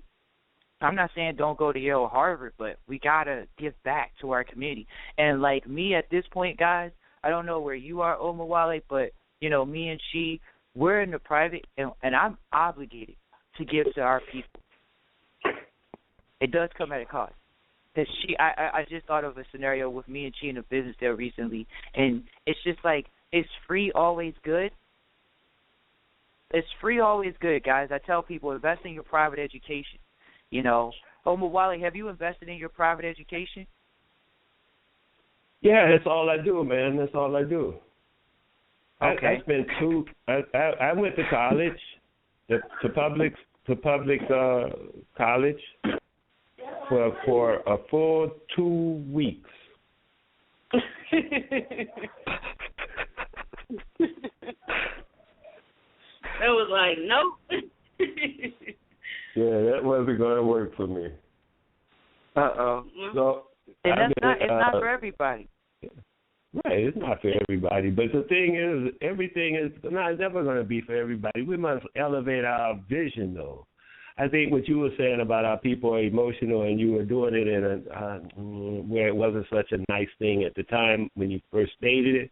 And I suggested to you that we utilize that. If that's our natural acumen or that's our natural rhythm, let's use it. And just as the sister was stating a few minutes ago about something, too, that she felt that we need, with the age and stuff like that, breaking the transformation and what our people need. I think we have what we need. We are not recognizing it, which is something you said earlier about the thing about the she said, about being, I think it was creators or creators.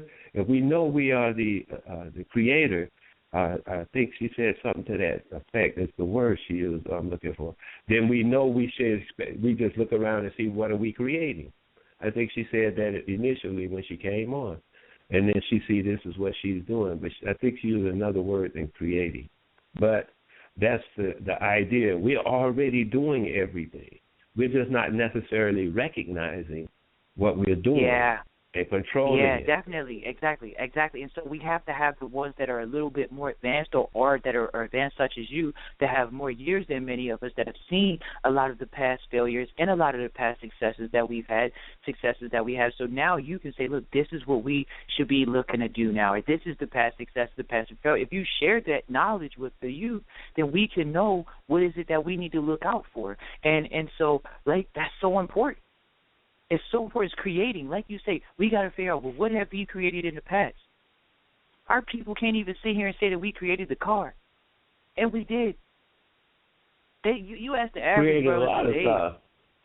Right, we created a lot of stuff. So it's just like, it's just an erroneous conversation. And you're right. By having all of those things, having a memory of all those things will progress you, give you enough impetus to do more things.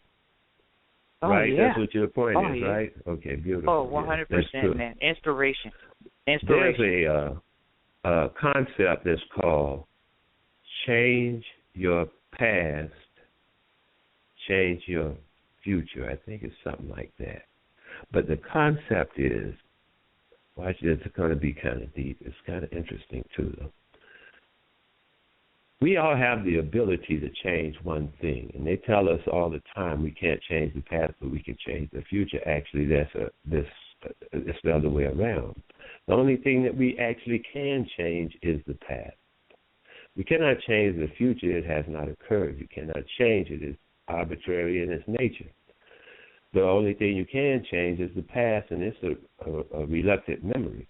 So let's say, for instance, yourself. I heard you even say it one day, and I started clapping in my own house for you.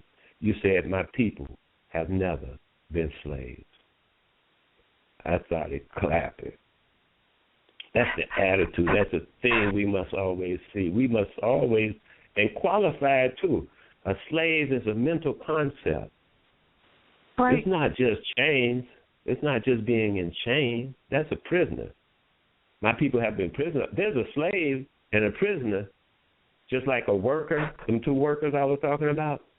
There's a slave and a prisoner sitting right by each other.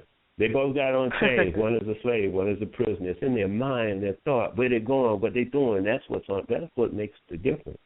And even though this man is chained next to the slave, as soon as he gets a break, he's going to break for his freedom. He's a prisoner, goddammit. He ain't no slave. You know, the slave the chains may break, and he might be too scared to move. Praise the Master Forces for bringing Omawale into our vicinity. Omawale is just dropping. Like, this is African knowledge. He don't need to read no book for what he spit. That's not no book, people. That's our private community. That's what we bring to the table. We bring in people like that. They don't need to read books that they meditating. I'm sure if I asked this man right now what he meditates, I really want to ask you what your eating was like, because once we correct our eating, and we got 13 minutes left on the show. We can go a couple minutes over, but we got to keep it short because I have other things to do. But point being is that we can't buy what you just said. That's the reverse knowledge that the Europeans have put in place with their recall and their belief system. With their, oh, yeah, you could change the future. How the hell you going to change something that ain't never happened? That's some G elder information. And then he said the only thing you could change the past, because think about it, that's all you be thinking about. You be thinking about, man, I got to change what I didn't do last year. I got to change where I was. I got to get back to the weight I used to be at. I hate when people say that. I be like, look, brother and sister, you're getting older, so your body's adjusting to the elements around it and what you're eating, and just getting older, brother or sister. You're not supposed to stay the same weight. Get out of that European concept of this recall system. Oh yeah, you know, the BMI system says you're supposed to be this. What? Come on, brother, but you dropped it. I love how this is recorded. This is history for our children and grandchildren and great and whoever else to hear that we are not in no bondage of the thought process that these other people have towards business and towards life. We have to grow and elevate. That was powerful, man. We could change the past. And that's so real, man. That's so real. It's just like, dang, like, you just touched me right there. And I appreciate you saying, you started clapping when I said that last week about us not being, or I ain't no descendant of no slave, you know. So, you know, I say our family went through a Holocaust, and then I still got to prove that. I got to prove my family went through I got to prove how we landed on Plymouth Rock. And Plymouth Rock ain't land on us. I got to prove that. You got to prove that in trial. Otherwise, you believe in a belief system. A damn boat that don't even have clean water pockets for it. That's riding across salt water right around the time that these fools said that they didn't even have, that the world was flat. They just got out of dark ages and people over here talking that silliness. I ain't even entertaining that garbage. So, you know, if there was a transatlantic slave trade type deal, and we just need to find out where our part was in it if we want to sit here and keep claiming it. I'm not claiming it if I can't claim it.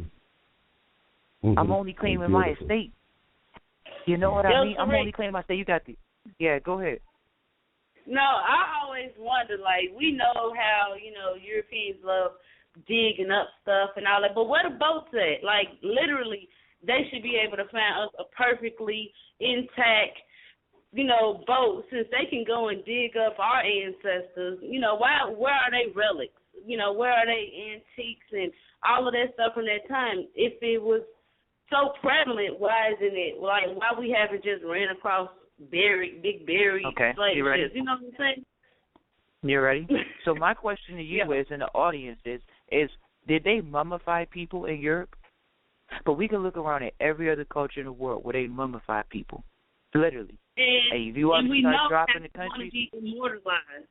Excuse me, my bad. Exactly. But I'm saying we know how they want to be immortalized. Yeah. So where they people at? Where they sheepers at? Where they Elizabeth and all of that? You know, because I know they ain't got no sheep, but they got Elizabeth. Where's she at? What the first one doing that. They ain't pulled her up yet, because she probably never existed in the beginning. And even then, when you start doing more research into the history, you recognize that they've been stopped having children. And a lot of those women that they even showed was men dressed up like women. You know what I'm saying? So that's creepy. We're not going to go there. We're not going to go there. It is real creepy. We ain't going to go there, G. You know we can. Because this is, we going to keep the business rated, because these people, they're not ready for that. We're not going to go there. But we're going to keep it at the aspect of, look, the cultures around the world are practicing a form of group unity. And we can't claim Africa. We're in the West. So if we're in the West, we have to claim like not a sovereign capacity, but just a diaspora. We call it a diaspora. And so we're outside of Africa at this point, and we're part of diaspora, and we are a unified people in the West. And so I know we're not all going to come under the same. Say that again, brother? May I throw something in there? Because I heard this over the years, and I've been digging this hole for a while to get to water. And it appears to me that the deepest it goes is Oriental. What you're saying is, it's so much involved in this concept I'm trying to get to you, but I think you can handle it. What you're saying is Africa. First of all, you got a bunch of controversy. Even that name itself draws in a bunch of controversy right away. Yes? Okay, let's check that out. Then there's the concept that this country is actually West Africa as a conceptualization of Africa being itself. They fit right together, right? West Africa, East Africa. Correct. Okay, let's take that all apart and push that to the side, and we'll go even deeper because we're pulling out shovelfuls of historic dirt, right? Okay, then we go down to another, we dig in deeper, and we find out that, this whole thing used to be Oriental. The concept used to be Oriental, okay? If they fit into each other, there might have been a time when they actually touched each other, or were very close to each other, and they have expanded and so forth and so on, right? Just the conceptualization of the moon having been moved, and therefore that's why it's the lopside of the orbit and all this conceptualization. You know what I mean? Explaining the different movements of the planet and the moon, and the way that the planet, the land masses fit together, and now this ocean, and the ocean is, and all waters, all humors are affected by the moon, right? Okay, so now let's go even deeper than that and say, okay, at that time there was a concept called Oriental. Look at this word up, Oriental versus Occidental, O-C-C-I, D-E-N-T-A-L, Occidental, right? And nowadays, with that concept, yep. Yeah, nowadays it's kind of shortened to a new form, a modern form. It's called East versus West. But as the term Oriental, Africa, as it were, our concepts, which is more important than our landmass, our concepts were Oriental in nature. Now that we've been what they call westernized, and we think like Occidentals, which means our entire concepts have been moved aside. This is value system, language, concept of language. Listen, the concept of language is if a picture is worth 1,000 words, how can you show me a picture of an owl in Egypt and say it means the word tut? I don't know, brother. I ain't into that type of knowledge. I'm into business knowledge, man. That's why you see the shows about that. I ain't got time to I'm just saying all of this is about business because the concept is to get to the bottom line of business and how to make it spread and be real big, because it all works under the same. Like I think one of your elders, Yusuf El, I'm studying El's Kung Fu. He got a decent Kung Fu. So I'm studying his Kung Fu, Yusuf El. And yes. Huh? Yeah, say yes.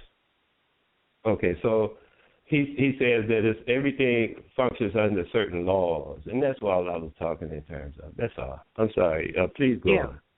No. You 100%. Nah, man. It's the Occidentals and the Orientals. I mean, dude, I was sitting here thinking about the visions of the Mongols, and I was just having visions of, us battling those Orientals, literally those Asians from Asia, man. We had a real big fight against that, man, in this battle, man. The Asians, they're coming at other cultures now. They're coming at the Caucasian. They're coming at the world. If you look at the Asian culture, they're hard body, like trying to take over the world. I mean, they own, most of the United States that. They're not playing games. And so I think they've always been on that mission, but I think we taught them commerce. I know we taught them commerce. And so it's kind of tough when we taught them these things and now they're using it against us, and our people are not using the spiritual knowledge to get where they need to be. They're not using accurate knowledge to get to where they need to be. And so, the purpose of this platform is to dispel those myths. Like I said, get rid of that Greek mythology, get rid of that African mythology. Like you say, digging deeper that the planet was together and how like you say, the moon is. Why does the moon affect the waters? We have to know that. We can't walk around and have 3 of us not knowing it out of 5. We have to know that. That's not incidental knowledge. That's why we're Occident. It is. We don't. It is. It's everyday natural knowledge we would have in our own cultural setting, our own system. Right now we are in someone else's system, just like the Matrix type attitude, right? But we can build our own systems. We don't necessarily have to be in their system. We can all exist on the same platform. I don't know how this is. We can all. It's been said even right now. We with the guy with the 2 jobs. We can all exist here, but we can exist in a different system. We can interact with their system, and we can, like you said, in the private, versus the public. We can still coexist in their system, but we can have develop our own system. Right. And that's way we don't. The key word. Did you say it again? Did you say it again? You said develop, which will be what? Create. We're creating our systems again. We're getting back to creating. And we have to do it in systems, which means we're unified, because systems are things or organisms that are unified and operating in a harmonious manner. So we got to get unified. We got to systematize things. We got to get organized. That's what I told the sister the other day. We're not organized. We got a lot going on. We got a lot of Indians. Everybody's got a skill. Everybody's doing hair. Everybody's doing something, selling T-shirts. Everybody's selling shoes. Everybody's selling bars of soap. Okay, but why aren't you all in a pool, in a network, into a business development group? Because, see, what happens is, and I'm going to end it here, we're in the internet age. Martin Luther King didn't have internet. Marcus Garvey didn't have internet. We can actually touch more people with the internet, so we're supposed to be growing in unity faster. We are. That's what I'm saying. We are. You just have to see it. We are. I know you get frustrated, and the visual is not always the same. It used to be overwhelming to me that I had a thought, like you might be demonstrating, and there might be 5,000 people around me who did not. You want to deal with overwhelming. That, to me, that's kind of overwhelming. In my close proximity, 5,000 people or more who did not share that thought, and I have to maintain that thought by myself in that visual of 5,000 or that physicalness of 5,000. But then we are stronger. You are stronger. Thank you. Appreciate that. Yeah, thank you. I know you that dude. See, man, I tell people you gotta be willing to lose people in this war. You gotta be willing to lose people in this business. Man, some of us ain't gonna join us right away, but at least we gotta start doing it now. We gotta start sticking together now. So the ones when they come later, and it's always some Johnny come latelys, Chief. There's a whole bunch of Johnny come latelys, and they always Johnny come latelys. That's been their energy since they, whatever. I don't care. Maybe that's their karma this lifetime. Is they supposed to be a Johnny-come-lately. But we supposed to be the leaders that we supposed to be. We can no longer sit back and say, oh, man, it's okay to kind of just, to just wait for the next man. The next man? No, it ain't the next man no more. So I appreciate you saying that, man. You know what I mean? Like, you spit some real stuff, man. Just spit some real stuff, man. I got to go back and listen to this episode to listen to you, because I need to hear what you say, because I'm thinking while you talking, and it's just tough, man. I'm trying to literally hear what you're saying, but you dropping some real knowledge that makes me think, grow, and ponder. You know what I mean? Like, that's powerful, man. We's not supposed to be, it's crazy, man. But I look forward to building with you more in the private. Everybody, thank you for listening. This is a business call that we have every week. With people like Omar Wale, people like Chi that are creating, that are entrepreneurs, that are stretching out and focused on building and developing long-term, building legacies. And so we don't challenge you to come to this network. We just appreciate you coming to this network for your family and for your future. And we're going to continue to bring information and value. If you ever have a question, all you have to do is press the 1. I think the host says that. Okay, we have a question, so I'm going to just go ahead and take this question and we'll wrap it up. This is our last question here, so if you press it now, then it's just too late. This is the 1, so take this question and we'll keep it brief. This individual is 612-987. You're pulling in a second. I'm sure you'll hear the beep and all that other good stuff. But like I say, in the future, this call is every week, 8 p.m. Eastern Time, 5 p.m. Pacific Time. And you all can, call into the show. If you want to reach out to us, it's hfrn.vault@gmail.com. 612-987. Peace. Peace to the gods. This is Soap. What's up, Soap, brother? How you doing? What's up, man? Say peace. I'm doing well. Peace to the host. Peace to co-host. Peace to the family. What's up, brother? I don't know. I hit the 1 button a couple times, but was on accident, my bad, but I just wanted to say peace, and I'm rocking with you, and I agree with the stuff that's being said. We need the community, we need accountability, we need honorability and nobility, we need several factors, but I think this is a step in the right direction. This avenue, this venue, It is. You got it my is. full And the support, media platforms. What do you think of the media platforms as a way to reach out to our people? The media is one of the most important factors, right? I think it's very viable, but at the same time, like you said, we're supposed to be reaching more and more individuals because Marcus Garvey didn't have the internet, but as we have the internet, so do our enemies. So they're So we got to be ever vigilant. Nothing is getting easier. You know what I mean? It's just it's all relative. So ever vigilant. We have to remember. May I interject just for a minute? We have to remember that the most powerful advertising is word of mouth. Right. I know, man, but still, the internet be seeming juicy, though, man. It just be seeming juicy, man. It's a lot of fakers on the net, but I definitely agree with you, that word of mouth. But that's where privacy comes in. Because if we're private, then we can't do it over the internet. We can't do it over the media. You don't see me talking about what I'm doing in the private. I'm just letting you know that I'm dealing in the private, so we can start getting a private consciousness towards business private conscious, community private consciousness. That's what I'm just pushing, that message. I'm not really, giving out. I mean, we give out ideas. We talked about stuff. Me and you will have these conversations in the private, but they probably be a little bit deeper, a lot deeper, actually. So. But I appreciate you so coming in and saying that, man. It's an honor, man, to have you, press 1. I actually am engaged with Soul to Everyone as far as just having them engaged in family business. Let's get it. So I appreciate you for reaching out, saying what's up, man, and, peace to everybody on your end. And, I definitely look forward to the audience getting to meet you because as an entrepreneur and someone that is focused on developing our community, you're 10 toes deep, as they say.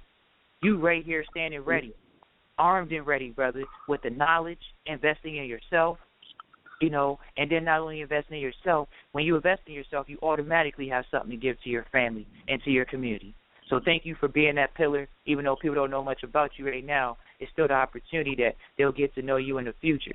So, all right, guys, I'm going to give you till like 7:10, and then I know I got to go. Go ahead. What, you got something to say? I was just gonna say, peace. I appreciate that, man. On the humble, man. It's, I'm appreciative that I've been allowed to see what I can see, and hopefully I'm able to contribute. But I'm rocking with you, brother Sharif. So yeah, let's get it. Let's get it, brother. Peace, man. All right, peace to the family. All right, peace. Peace. All right. So we about to take one more call. I know I said I be loving. That's all it is. I love our people. I don't want to leave you in the dust. 312-316. Hey, what's going on, bro? How you doing, man? Hey, what's up, Paul Weezy? Man, this brother Paul. All right, Paul, we gotta keep it. You know how it is. 100, 100. What's good, brother? How you doing, man? I'm just called to say I appreciate the encouragement and the brother what he was speaking on, because I used to sit back and say, like, why does it take so much effort for us to come together? But just hearing the encouragement, I'm gonna sweep it out and keep it moving, man. You know what I'm saying? And like the brother said, it's like you had those thoughts, and it's just like, man, I need the extra 4,099 to hold that thought with me, man. You know what I'm saying? You just gotta keep it moving. And we are on Plymouth Rock. We are on Panacea, the North Gate, Title 22, Chapter 2, Section 141 and 42. This is Africa. Brother, we own it. I'm standing in. I know we in the Barbary Coast. It's crazy because I told Yusuf the other day that we're out here. I'm standing in San Francisco and it's the Barbary Coast.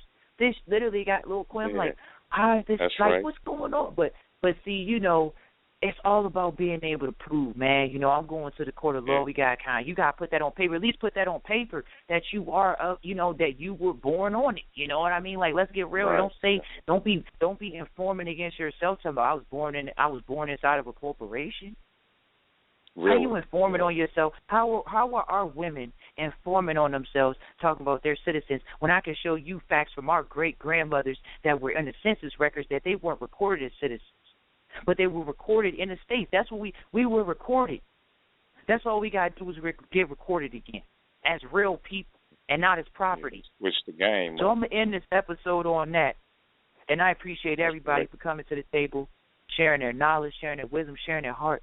Please share this episode. Please reach out to us. It's game time. Y'all have a great day. Turn up. I'll see y'all next Tuesday at 8 p.m. Eastern Time. The number is 424-222-5250. Hit Tax Lady's website up, TAXLADI.com.